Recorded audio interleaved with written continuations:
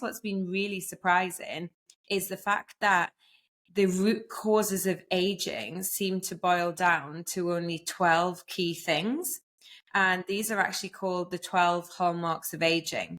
So they are essentially 12 key processes that have been identified over the last 10 years that drive the entire aging process from within the cells.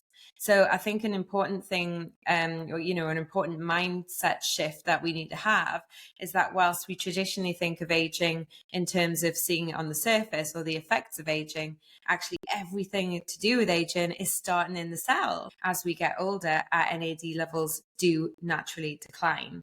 And this is quite a significant decline. It's estimated that your NAD will halve every 20 years. Welcome back, ladies and gentlemen, to another episode of the Longevity and Lifestyle Podcast. I'm your host, Claudia van Berzelaga, here to bring you the latest insights and learnings to improve your health, live a longer and happier life in the meantime, too. Before we dig in, I just want to take a moment to express my deepest gratitude for each and every one of you. Your unwavering loyalty and dedication mean the world to me. Thank you for tuning in to the episodes, for sharing your feedback, for being part of this amazing tribe and wanting to improve your life and your health for longer. Please make sure to subscribe to our YouTube channel or our Apple Podcasts and Spotify, wherever you check out this episode. We'd love to hear from you. It also enables me to bring you more free content from amazing speakers. So having your support in that way would be hugely grateful. Again, so grateful for you as this community and tribe keep growing and growing around the world. Thank you. Welcome to the Longevity and Lifestyle Podcast. Today, my guest is Dr. Nichola Conlon. So excited to have you on. Hi, Claudia. Thank you for having me. It's exciting to be here. My pleasure. So for my people listening and watching, can you give a brief background to yourself, Nichola? And would love to if you could share that. Yeah, absolutely. So I am a scientist. I specialize in cellular aging. So what exactly it is that goes on inside our bodies, specifically inside our cells, that causes us to experience everything that we see as part of the aging process on the outside, and also how we feel on the inside. And I actually worked in drug development, developing drugs that were designed to slow cellular aging, because age is actually our biggest risk factor for pretty much every major disease that drugs companies are trying to treat. Now, however, I have a supplement company, and I'm trying to incorporate a lot of the expertise, the research, the testing from the world of drug development, but into dietary supplements that everyone can have access to, but that have really good clinical testing and research done on them, because unfortunately, a lot of dietary supplements don't. Yes, exactly. So, and that's why I'm so excited to have you on too, because as we know, there's a lot of claims out there and what is, that it can do this and that and the other. And I love that you come from a very scientific perspective. And maybe just for people who aren't so familiar, can we just dive in a little bit to cellular aging, essentially? Like what exactly is happening there? Why does it happen as we age, get worse as well? So maybe just to touch on that to set the background a bit.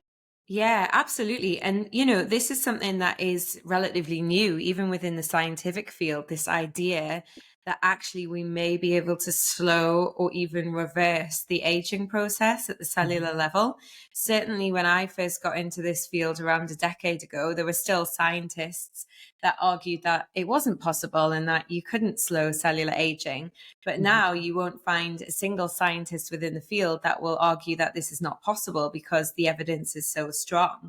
And I guess what's been really surprising is the fact that the root causes of aging seem to boil down to only 12 key things. And these are actually called the 12 hallmarks of aging. So they are essentially 12 key processes that have been identified over the last 10 years that drive the entire aging process from within the cells.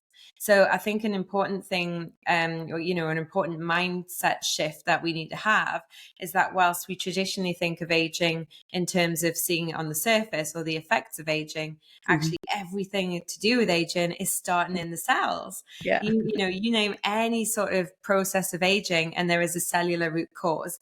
And that surprising thing is that it seems to all go back to these 12 hallmarks of aging. And these hallmarks cover things like DNA damage, shortening of our telomeres, inflammation, senescent cells. Now, we could go into a whole science lesson on each of those things, Yeah. but I know we don't have time for that today. But essentially, there are these 12 key processes that are failing at the cellular level. And as they get worse, it speeds up the aging process. And if you can actually make those processes better, it slows down the aging process.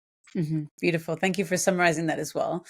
And so I guess the big question is, as we age, why are these processes slowing down? And I'd love to take a closer look at, NAD. Maybe you can also explain NAD's role, what it is and what its role is in cellular aging, and what's happening for the longevity space. Yeah, so there are many things that are acting to either speed up or slow down these cellular hallmarks of aging. And I guess one important thing is that the reason that we now know that aging is something that can be slowed or reversed is that for a long time we didn't believe it was possible, because we believed that aging was this programmed fixed thing that once it had started, the march of time had started, there was absolutely nothing you could do to stop it. The one-way And ticket. what we Yeah. now know is that actually the reason that a lot of these aging processes speed up in our cells is actually not because we've lost some part of our biology, but it's just been turned off. We have everything in our bodies to keep us young and healthy. And that is why when we're young, we are young and healthy, because there's processes in our cells that are keeping us like that. But as we get older, they all become turned down or switched off. So a lot of focus within the space is actually looking at ways that we can switch back on some of these cellular processes that keep us healthy. And many of these processes are things like repair, things that are repairing our DNA, repairing any damage in our cells. We have an army of repair proteins and enzymes that are constantly trying to keep on top of any repair in our bodies before we ever even notice that it becomes an issue. And it's these things that seem to slow and get turned down. And this is where NAD comes in. So NAD has been a molecule that's incredibly exciting within the longevity space, because it's something that has been found to basically in our cells have a big impact on how fast the cellular process of aging will happen. And so, sorry, continue. Yeah, because I wanted to Yeah, dive no. into what's happening exactly there, and what impact does NAD have? So basically NAD is a natural molecule, Hmm. and it's not something that we're adding to the body. NAD is something that's naturally found in every single cell, Hmm. and it's critically important in hundreds of different reactions. But I guess the two things that it's most famous for are, firstly, energy production. Hmm. So NAD plays a very key role in basically taking our food and turning it into the ATP, which is the energy currency of our cells. Hmm. And this happens in our mitochondria, which are our Hmm. tiny little energy powerhouses, Hmm. that create all of this fuel. And NAD is a critical part of this pathway. So literally, if you had no NAD in your body, you'd be dead in 30 seconds, because our bodies couldn't produce cellular respiration to keep us alive.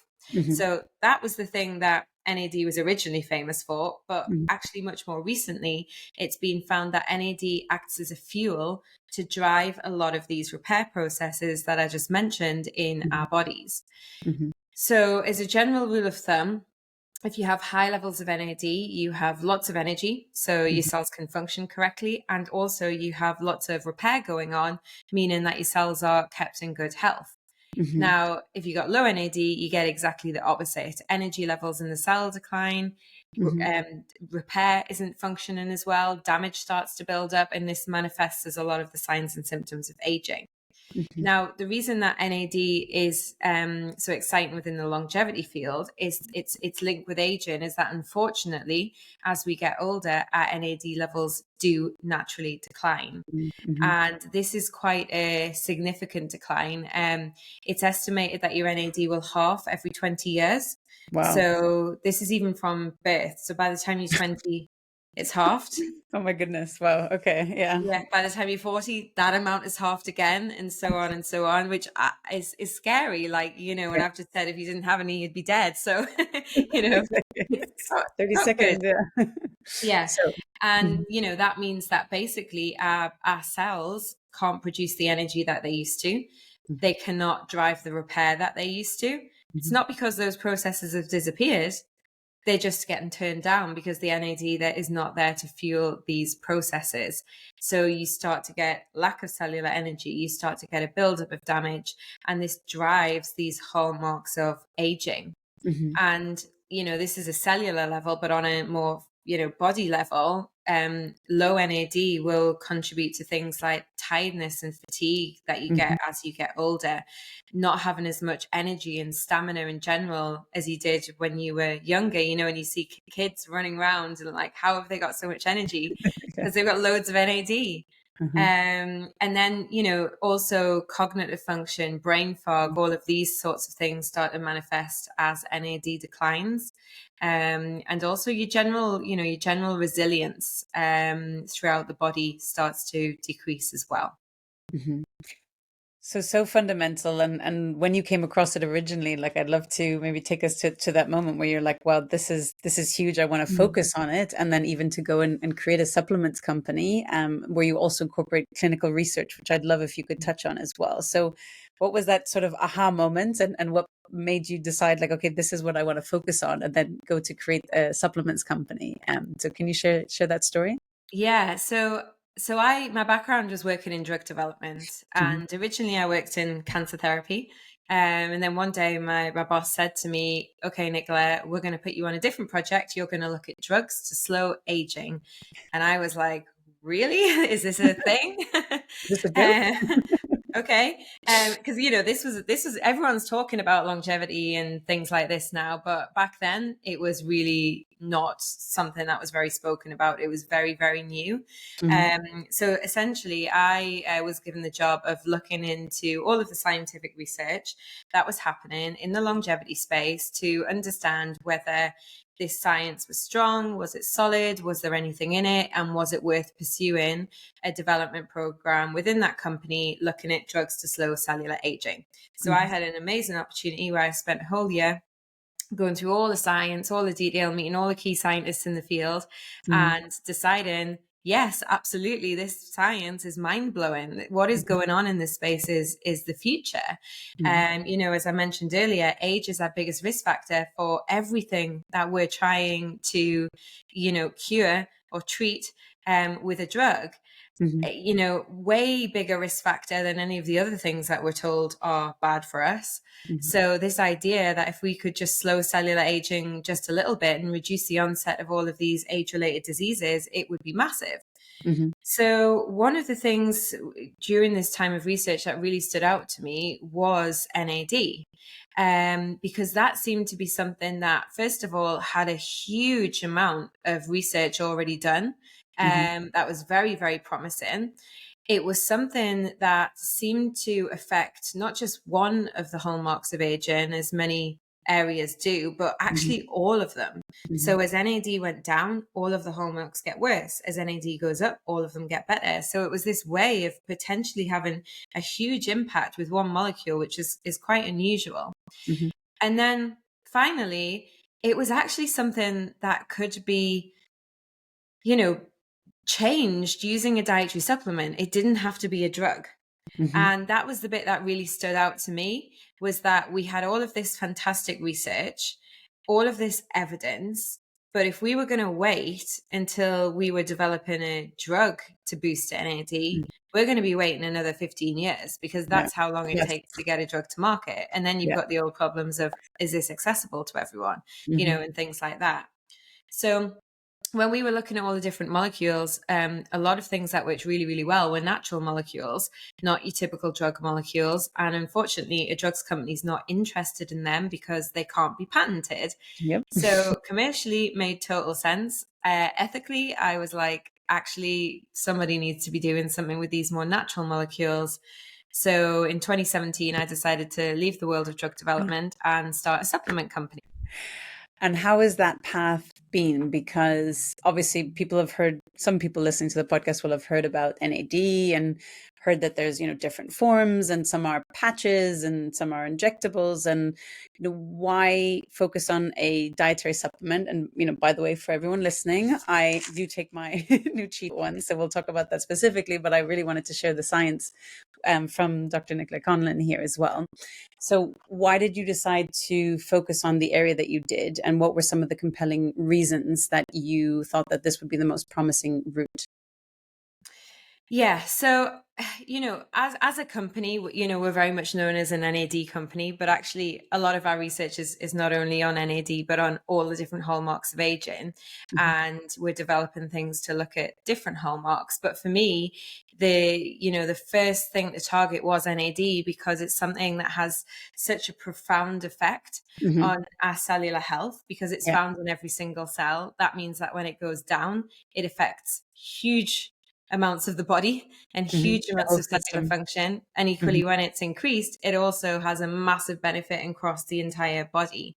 Mm-hmm. And, you know, longevity is a very new world for a lot of people.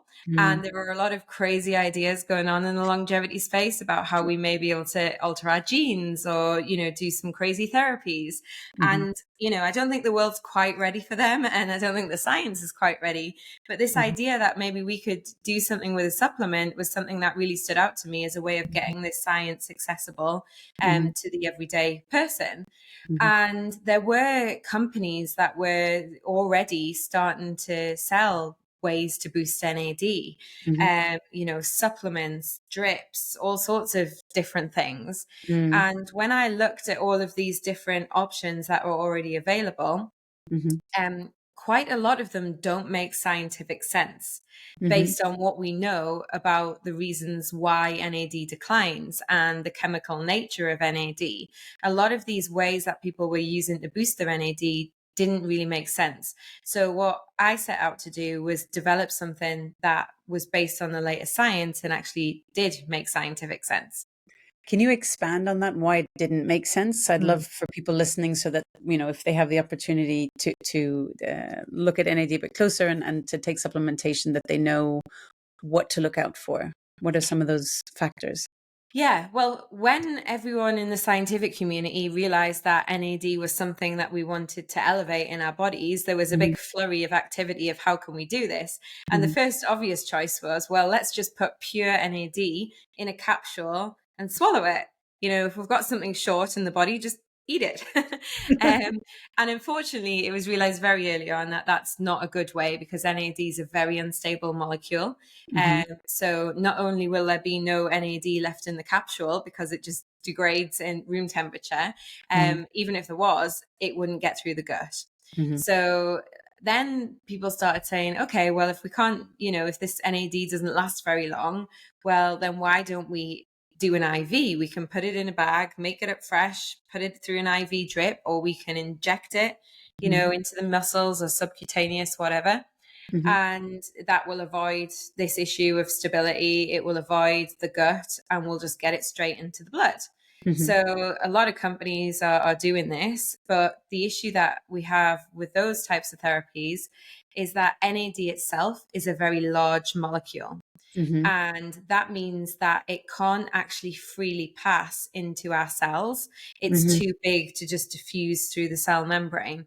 Mm-hmm. And whilst an IV or an injection will get it into the blood, or into the interstitial space, Mm-hmm. it doesn't do anything there. NAD Mm-hmm. does not do anything in the blood. It needs to be inside of the cells, because that's where their mitochondria are that produce our energy. That's where all the pathways and repair processes are. Mm-hmm. So some cells do have little channels that are big enough to allow NAD to get in, Mm-hmm. namely the heart cells, some of our neuronal cells. But NAD is required in every single cell in our body. So that means there's a huge amount of our cells that aren't able to access the NAD if it's given via IV or via an injection. And Mm-hmm. also, for anyone that's ever had these, they will tell you how unpleasant it is to have an IV of NAD. And that is because NAD should not be found in that amount in the blood. So your body's massively trying to Blasting. metabolize Mm-hmm. it, get rid of it, you know. So that wasn't the best way. So then the next sort of, we're going through like the history of NAD here.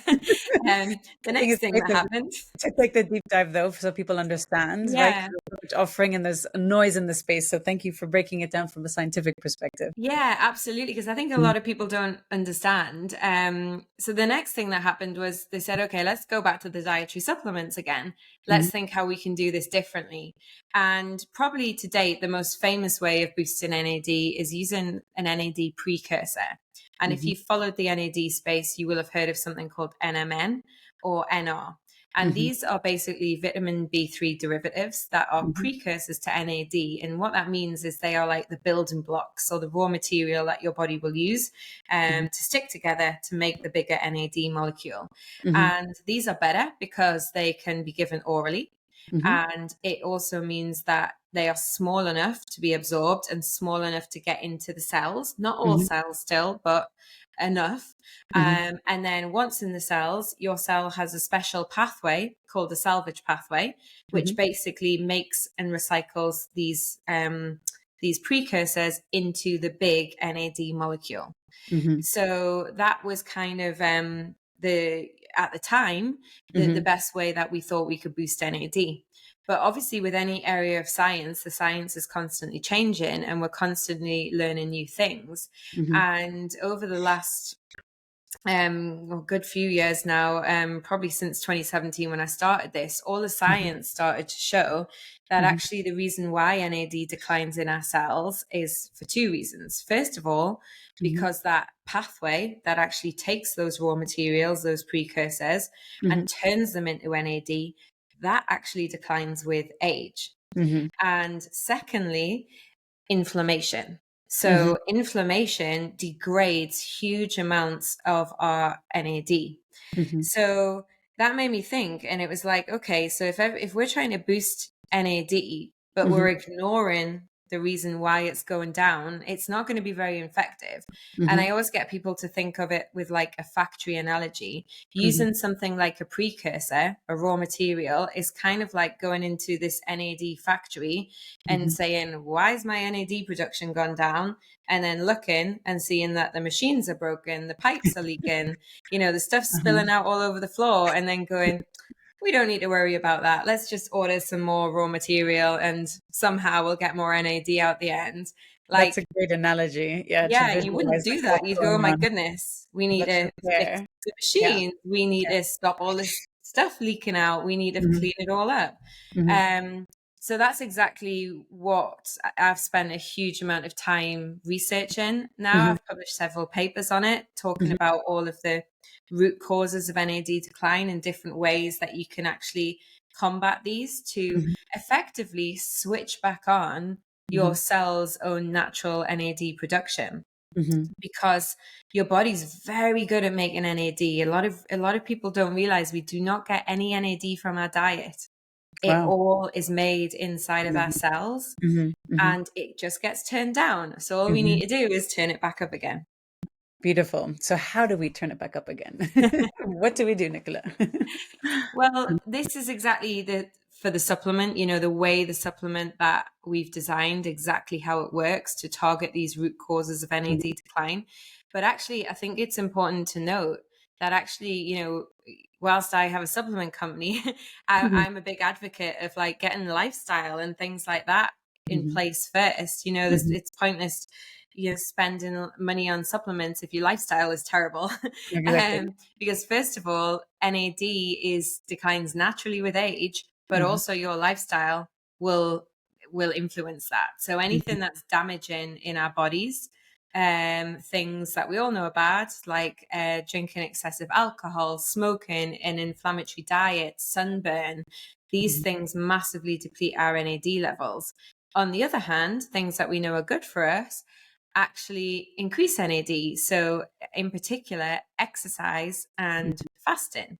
mhm, Both of those things we know naturally elevate NAD. And the way they do this is basically by, if you think about exercise and fasting, they mhm, put your cells under a state of energy stress mhm, where your cells are like, oh my goodness, we don't have any our energy's going down, we don't have any nutrients coming in, Mhm. we need to go into sort of conserve and protect mode. Mhm. And what they do is they say we need to switch on more NAD production.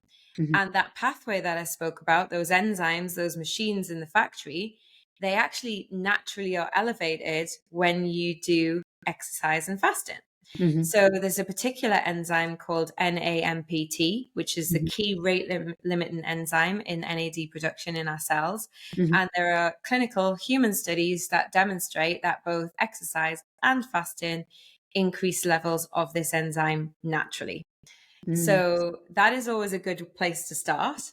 And Mhm. then the second place would be a supplement that is being Mhm. designed to do this, which is exactly what our supplement has been designed to do. Yeah, so exciting. I think that's such a key part. I think there's people out there and, people I'm in touch with as well. Like, oh, is there not like a magic molecule? Can I not just take a pill, right? And it's like the lazy route. And it's at the end of the day, it's like start with lifestyle. I feel like normally I say start with testing to understand where you are, start with lifestyle, and then look what's missing, what's depleted, and what you can support from there. And that's where you really get that exponential upgrade, depending on what your baseline is as well, and starting to feel better too. You mentioned Absolutely. fasting, Nichola, and I'd like to just touch on this point because there was a point where I was like, oh, fasting's amazing, got to do intermittent fasting, longer periods of time. And then I realized that, sometimes I would feel great and energized and mental clarity, and other times I'm like beyond exhausted or whatever. And it was not really supporting the energy levels and how I was feeling to do. So can you discuss, fasting for women and what are you seeing in terms of also the research? Maybe you can share a bit about that as well, that might not be for everybody, or what type of fasting would you recommend for women versus men, let's say? Yeah, so we know a lot of the clinical studies have always focused on men, Mm-hmm. and clearly we are very different to men. Yes. And now, luckily, there is more research coming out showing that maybe some types of fasting, especially the more prolonged fasting, is not good for women, Mm-hmm. just because of our biology. Now, when I talk about fasting, I don't really say it's got to be a specific number of hours or it's got to be this or it's got to be that, because Mm-hmm. everyone is biologically unique, even between Mm-hmm. different women. Yeah. But when it comes to something like NAD, Mm-hmm. what we know is that it's just trying to get away from our modern lifestyle as much as possible. Okay. Because I always get everyone to think about aging through the eyes of evolution. Mm-hmm. So the way our bodies have evolved is not for the lifestyles that we're living today. Mm-hmm. Our body has evolved, still for how our ancestors were living. This Mm-hmm. idea that we were having to forage, hunt for food. Mm-hmm. Our life purpose was actually to reproduce. Mm-hmm. And everything in our bodies, in terms of our cellular biology, only makes sense when you view it through these eyes. Mm-hmm. So everything in our bodies is geared towards either survive or reproduce. Mm-hmm. And when you look at a lot of the beneficial pathways in our cells, so things that actually keep our cells in good health, Mm-hmm. so DNA repair, autophagy, which recycles damaged proteins, things that reduce inflammation, these pathways are all sitting in our bodies, but they don't get switched on Mm-hmm. unless there's a threat, shall we say, a threat Mm-hmm. that we're not going to survive to reproduce. And this fasting is considered a threat. It's telling our bodies, okay, there's no food coming in. Mm-hmm. Actually, we're going to have to, be not be wasteful and actually repair things and Mm-hmm. look after these cells until our next meal comes in. Mm-hmm. So when we're going for an extended period, and this can be as little as 12 hours, so that's not a great deal if you think, Mm-hmm. if you just have your last meal at 7 p.m. and don't have any breakfast till 7 a.m., that's Yeah. It's done. overnight fasting essentially, Yeah, which it's also, nothing crazy, but yeah. unfortunately, as a society, we are now told that, oh my goodness, we can't possibly leave the house without having our breakfast cereal, Mm-hmm. and we have to have supper and a Cereal. snack, and you must eat Yeah. every 2 hours. Mm-hmm. And because of that, our bodies just are like, oh, this is great. We can be wasteful, we don't need to repair anything, even though these pathways are all sitting there waiting to be switched Mm-hmm. on, they Mm-hmm. just don't. Mm-hmm. So yes, I think people have to be careful with fasting. I think there has been a bit of a thing in the past where everyone's just like the longer the better, and 3-day fasts and water only, and Yeah. 1 meal a day. And I don't think it needs to be as complicated as that. I just think we need to be mindful that we shouldn't be constantly snacking all the Hmm. time as well. Yeah, I've had Dr. Sachin Pandon as well, who's runs circadian rhythms, etc., and a Yeah, few other also. And I think the baseline consensus, what I've gauged, and we're at podcast episode 163 or 64, whatever it is now, right? So from different experts and things, is that minimum of 12 hours overnight, yeah, and then ideally 2 to 3 hours, ideally 3 hours before bedtime, you stop eating so that yeah, you can digest and then allow that repair to happen overnight while you are resting as well. So I think that's like what I've gauged so far as the consensus of like the minimum that humans can do, men, women, or whoever alike, right? So yeah, thank you for expanding on that. Yeah. I'd love to discuss your clinical research and yeah. the trials that you've done and the results. Can you walk us through some of the maybe um, surprises in terms of what didn't work, and then what actually came about, that the successes, if you will, as well? Yeah, absolutely. I mean, when I left drug development to start a supplement company, everyone thought I was crazy. They were like, why on earth would you give up your career and all the training and everything you've done to start a supplement company? And supplements don't work, and they're snake oil and da da da da da. Hmm. And I was like, hang on a minute, your body has no idea what is the difference between a drug, a nutrient, a supplement, a mineral. Like, they Hmm. all have an equally powerful physiological effect. Yeah. It's just someone's put them on a different list, Hmm. which as a society, we're trained to think, well, it's not strong enough. It doesn't work. Hmm. So from the very outset, I was very passionate about whatever we did, that it was going to have a full clinical trial done on it. Hmm. And that's unusual for supplements because there's no legal requirement to do that. Yeah. And because of the time and the expense, many companies just simply don't bother. Hmm. So when we were developing and formulating the product, we did first of all, a pilot study. Hmm. And then we went on to do a full double-blind, placebo-controlled crossover study, which, as far as clinical trials go, is the gold Gold standard standard. design. Yes. Hmm. And we also wanted to do a few other things differently. First of all, we wanted to include women in this Ah, trial. bravo. So actually, we have both men and women. Hmm. And the second thing was we wanted to include a very broad age range, Mm. because if you look at any of the papers that were investigating, well, pretty much anything to do with aging, but in Hmm. particular NAD boosting methods like NR or NMN, they Hmm. were all using 55 to 65-year-old obese men, simply because that is a cohort where you're going to get a result. Yeah. We know obesity massively drives down NAD. We know in a man by 55 to 65, they should have low NAD anyway. So on top of the obesity, it's probably going to boost it. Hmm. So we did actually age 20 to 80, Hmm. and men and women. So Mm. it was a bit of a risk because, Hmm. technically someone in the 20s to 30s is already going to have fairly high NAD. Hmm. Their, NAD production methods should be working still okay. Hmm. We might not see as strong of a result. Hmm.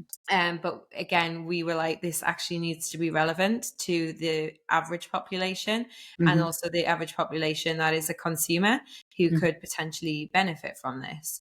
So we set up that trial.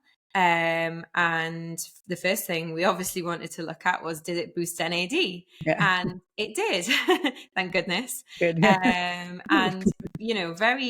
very exciting that we managed to see this result across all age ranges. Mm. And to begin with, we thought, well, maybe we see a bigger effect in the older people than the Mm. younger people, but actually Mhm. we saw there was no correlation between age. All of these people were benefiting from elevating NAD, and I think that is due to the fact, as we mentioned earlier, that NAD is already halved by the time you're 20. So Mhm. even at the younger ages, you've already got a significant depletion.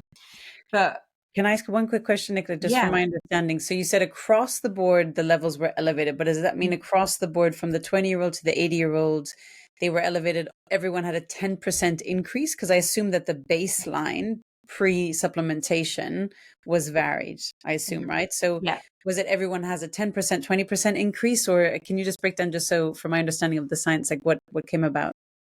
Yeah, so this was an average increase Mm-hmm. across the entire population. So obviously some of the study, which was 28 people, by the way. So Mm-hmm. obviously some people had bigger increases up to, I can't remember the exact numbers. Some people had up to 200% increase. Some people had smaller increases. So this was the Mm-hmm. average across all of them. But Mm-hmm. what we were surprised by was we really expected that Mm-hmm. it was the older people that would have the biggest increases and the younger people that would be the smallest, but there Mm-hmm. was no correlation. It was Mm-hmm. actually quite varied.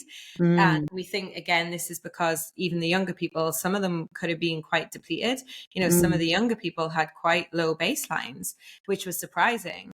Again, shows the impact of lifestyle on NAD as well. And certainly whenever I do a talk on NAD and I show I always show a graph saying NAD declines with age.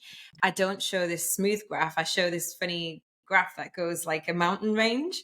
And I always say the reason I show this graph is because yes, it declines with age, but your lifestyle will have a massive impact on this. Mm-hmm. So it's important to understand that. So that was the NAD measurement. But I guess the more exciting bit for us was Mm-hmm. we actually have designed this supplement not just to boost NAD by giving the factory more raw material. We had designed this supplement with ingredients that were going to fix the factory. So ingredients that were going to switch back on that NAMPT enzyme, that key enzyme in our salvage pathway that declines with age. So we actually measured the levels of this enzyme on the placebo before and after, and on the real thing before and after, and demonstrated that with supplementation with Nuchido Time Plus, we actually elevated levels of this key enzyme. And this is the first human study that's demonstrated that a supplement can actually fix the root cause of NAD decline rather than just mask it by trying to, top up with a precursor. So for us, that was really exciting because it not only showed, yes, we're elevating NAD, but actually this is actually how it's working. We actually know we're fixing one of the root problems. And then the other things we went on to measure were much more what is biomarkers of aging. So yes, we're elevating NAD. Yes, we're switching back on your cell's natural production. But what is this actually doing to our cellular health? What is it doing to the hallmarks of aging? So the next thing that was measured was something called SIRT1, which is a sirtuin. And anyone, again, following the longevity space has probably heard of the sirtuins. They're a very controversial area. Give me But a quick time generally, for those exactly that might not be yeah, that familiar. but generally what we know is that the sirtuins they're commonly nicknamed longevity proteins. And this is because they basically sit at the very top of a cascade in your cells, which when the sirtuins are active, switches on lots of downstream pathways that are beneficial for cellular health. So multiple things that reduce inflammation, that's kickstart repair, that's, just generally good things to have switched on. And certainly in long-lived animals and humans, it seems that overexpression of these proteins promotes longevity. So again, we know that the link between the sirtuins and NAD is that NAD is absolutely required to power these sirtuins as a fuel. So without NAD, the sirtuins do not work. So we actually looked at levels of SIRT1, which is one of the family, and again saw that levels of this protein increased. So that was again exciting. And then it was okay. So we've got all the enzymes, the proteins. What about some clinical markers? So one thing that we really wanted to look at was inflammation, because we know a key limitation of some current NAD booster methods, particularly NMN, is that it can actually inadvertently drive inflammation. And this is an area that a lot of people really don't understand. It's something that I talk about a lot because I think it's hidden by a lot of researchers and scientists. But effectively, if you boost NAD in a cell, but you've got chronic low-grade inflammation, some of these inflammatory processes also use NAD as a fuel. So they start to compete with our repair for the NAD fuel. But the interesting thing is that these inflammatory processes have what we call a much higher affinity for NAD than the repair processes. And all that means in simple terms is if NAD is available in the cell, the inflammatory processes will grab it and Yeah. take it Uh-huh. before the repair process even get a look in. Uh-huh. And this is why there's actually been a lot of papers coming out recently going, oh, NMN is driving inflammation and NMN is, causing this issue. And this is why. So what we have in our product as well is some ingredients in there that actually inhibit these inflammatory processes. Mm-hmm. So again, what we did was we measured levels of inflammation in these people. Mm-hmm. And we demonstrated that after 28 days supplementation, levels of particular inflammatory cytokines actually went down. So for us, it shows we're confident that this NAD is going towards beneficial things rather than going towards driving inflammation. Otherwise, we would have expected to have seen that go up. So exciting, Nick. I love how thorough you are too. It's like, oh, there's a potential issue here. Okay, we're going to solve that too. Yeah. And we'll solve that one as well.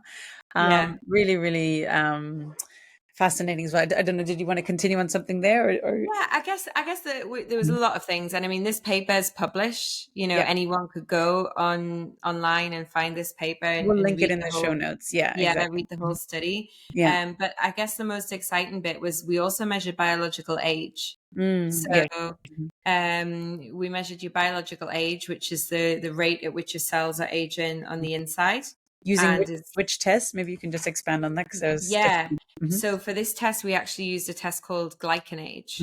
And people listening to the podcast for a while will be familiar. They know Nichola, and they know my age has decreased to 26 years old. So now let's see where we get to. Perfect. Yeah. Well, I love glycan age. I think it's a very, very credible test, amazing science. And it was the glycan age test that we used on all of the participants. And when they took the placebo, didn't see any change to age. It went up slightly, actually.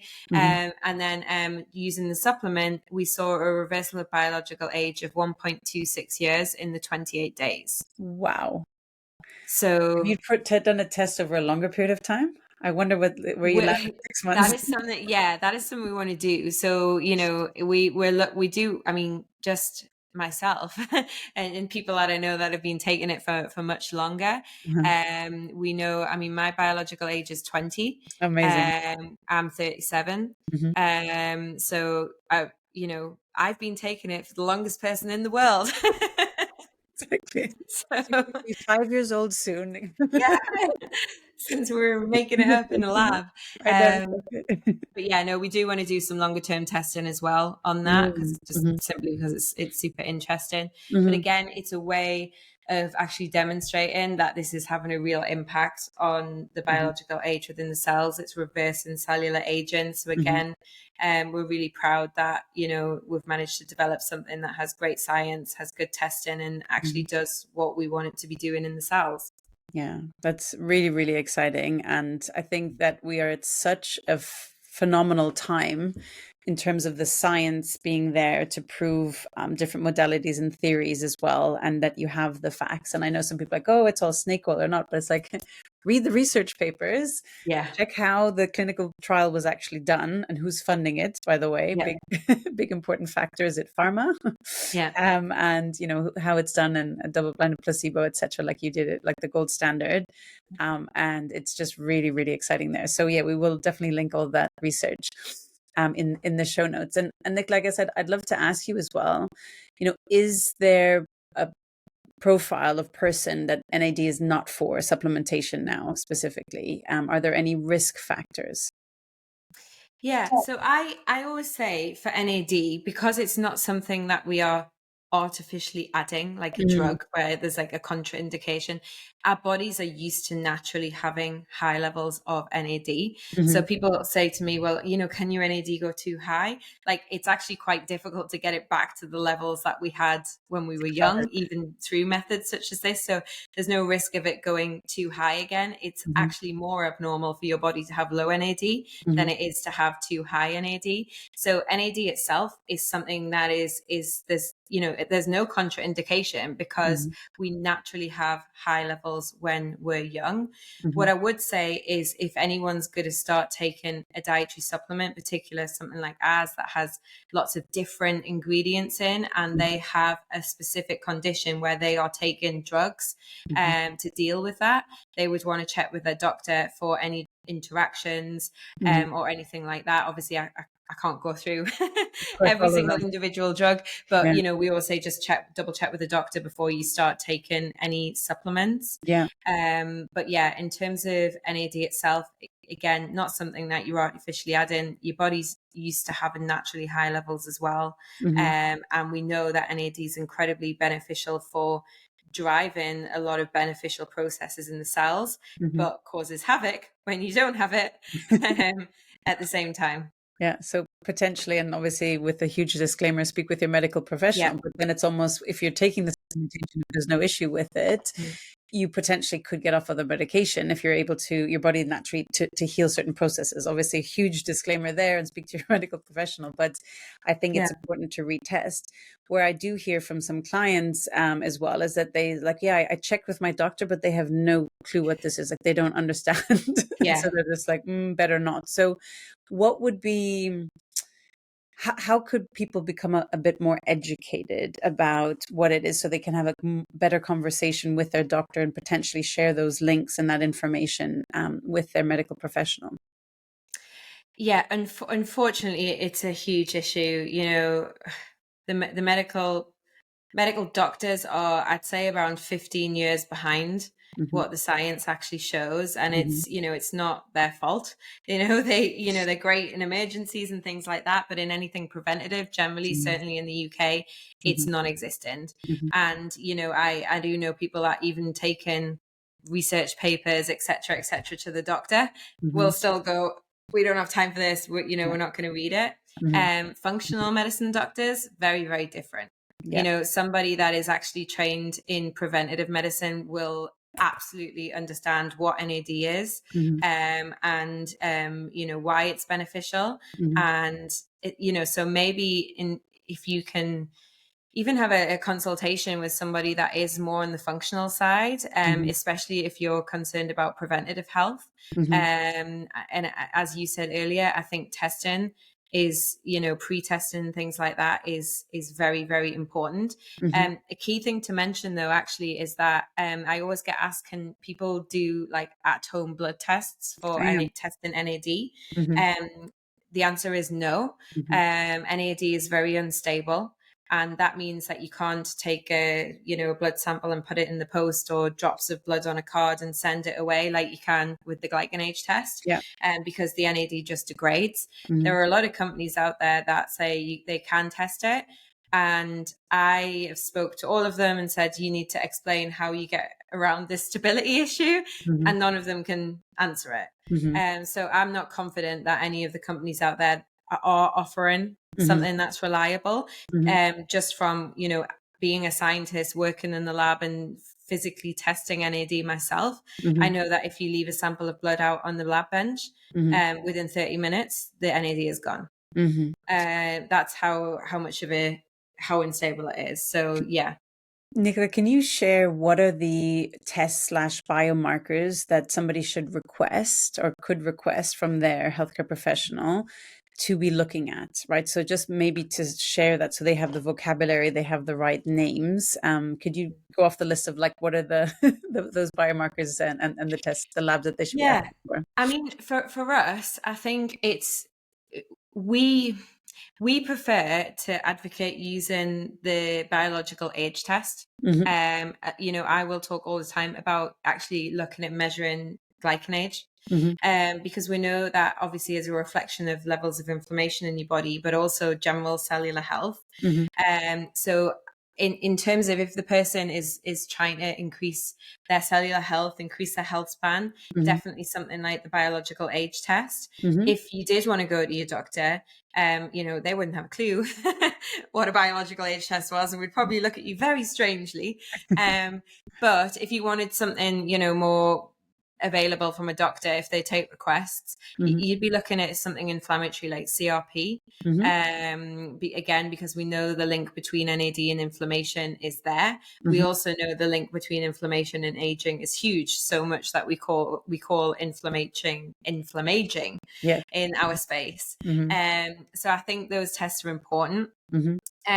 Just generally though, when we're talking about supplements, a lot of people will ask me, what supplements do I take? And I always say, it doesn't matter what I take, it matters what your body needs. Yeah. So, general testing, because so many people are taking, huge doses of vitamin D and B12 and vitamin C and this and that. And actually not everyone needs everything. Or you may need some things more than others. A lot of the common vitamins, minerals, things like that you can test for, your biology will affect how you absorb them and things like that. So they can be very different between different people. So I always say that if you're going to invest in supplements, do some basic blood testing to work out what you need. One exception though, and this obviously sounds super biased, but is NAD, because we know that in every single person, male, female, in every single animal, in every single species that has been studied, it declines with age. So it's kind of like one of those things where if you can't afford everything, it's like a safe bet, because not only do we know it declines in everyone, but also it's in every cell. And it's absolutely critical for cellular health. So it's kind of one thing that you can get a big result from just one thing. And I'd also like to ask you about the dosage, right? So it says you recommend to have 3 in the morning and then 3 at least a certain amount of hours. I think it's 4 hours before bedtime. Why is that? Why the split?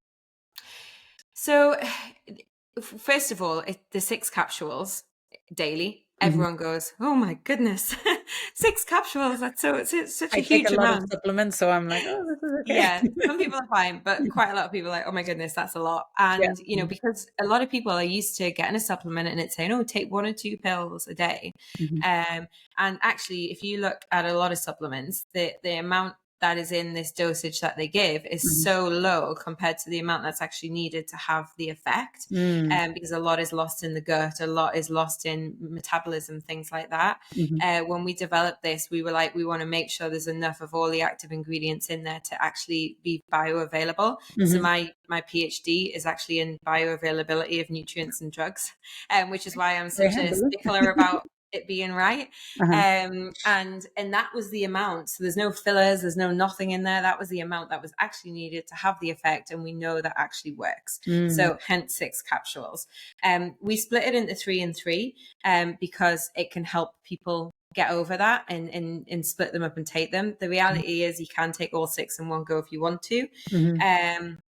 We say not 4 hours before bedtime, just because one of the ingredients that we do use in there is green tea extract. And the reason we use a green tea extract is because we're interested in a very particular molecule in it called EGCG, which is essentially fixes part of the pathway in the cell that is broken and causes some methylation issues with NAD. And some green tea extracts can have natural caffeine in them. And this is a very, very small amount. We're talking 1 milligram per capsule, which compared to a cup of coffee, which has around 100 milligrams, is so tiny. But just in case anyone is super sensitive to caffeine, we kind of have to state that. But actually, we're working on some reformulations where we're going to have a version that doesn't even have a milligram of caffeine in. So that will not be an issue any longer. Super exciting. What's your vision for the next year, 2 years out with Nuchido and the supplementation that you're doing, Nichola?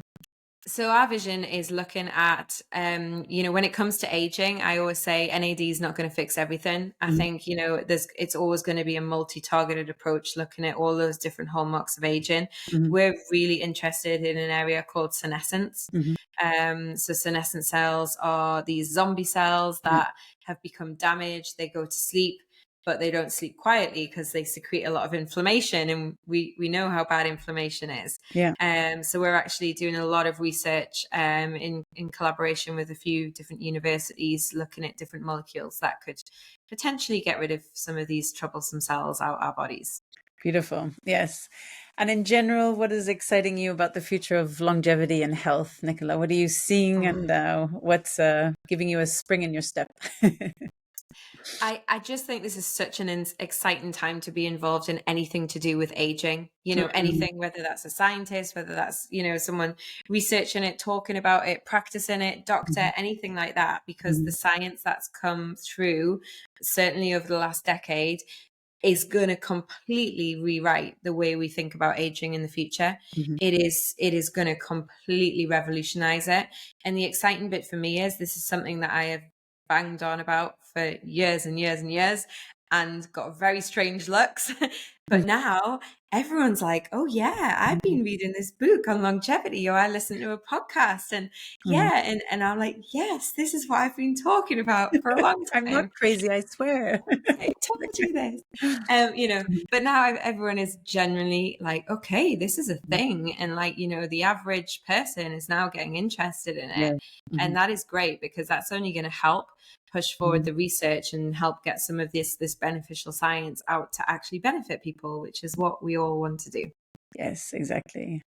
I believe so too. Where can people follow you, Nichola, what you're up to, what you're doing? Where would you send them? And about Nuchido, obviously, as well. Where would you like them to check you out? Yeah, so for me personally, Hmm. I talk not just about NAD, but everything to do with aging. Uh-huh. And I do a lot of my content on Instagram. Hmm. So my Instagram handle is just Dr. Nichola Conlon, just my name. Hmm. And for Nuchido, you can go to our website, which is www.nuchido.com, or you can go to our Instagram, which is just Nuchido. So I should probably say it's spelled Nuchido. Hmm. It's actually loosely translated from Japanese of path to long life, based on a Oh, saying from Okinawa, one of the famous blue zones hmm. where people live to great age and good health, which Uh-huh. is where Great the name name. comes from. Great name. Well done. Yeah. Beautiful. We'll link everything in the show notes as well.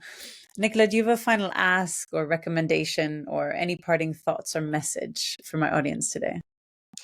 I think, as I just mentioned, this is really an exciting time, and just Hmm. try and learn as much as you can. Hmm. Because unfortunately, still, it's not advice we're going to get from our doctors or, government policy or anything like that, but it's there. Yeah. So keep listening to podcasts like this, read books, learn, because it will just help you get ahead of the curve to when Mhm. everyone else suddenly is like, oh, this is a thing. Exactly as well. Thank you everyone so much for joining us today. And Nicola, thank you so much for taking the time to come on the show. You're very welcome. Thank you, Claudia.